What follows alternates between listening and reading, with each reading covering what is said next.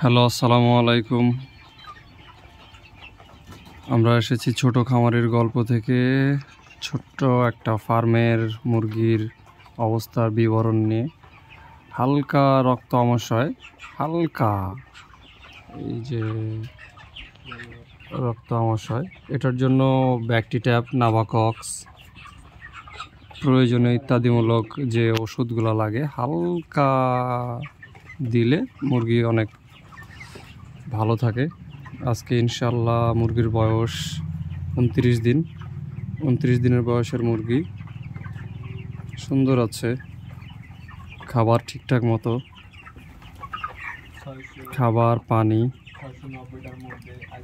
690টা মুরগি, মোটামুটি 700 মুরগি রাখা হয়েছিল, তার মধ্যে মোটামুটি কিছু মুরগি কাটা গেছে, 18-19টা।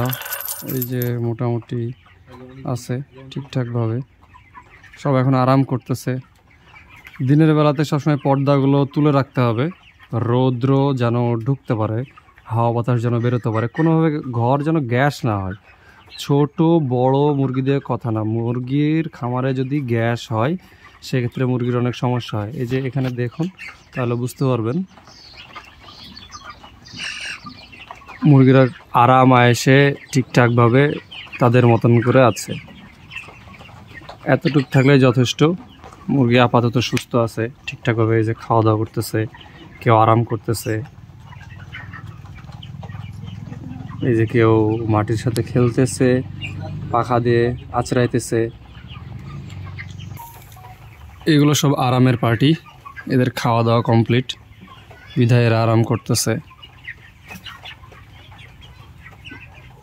যে কোনো প্রবলেম হলে শেয়ার করবেন, সলভ করে দেওয়ার চেষ্টা করব। ছোট খামারের গল্পতে আপনাকে সুস্বাগতম এবং আল্লাহ হাফেজ।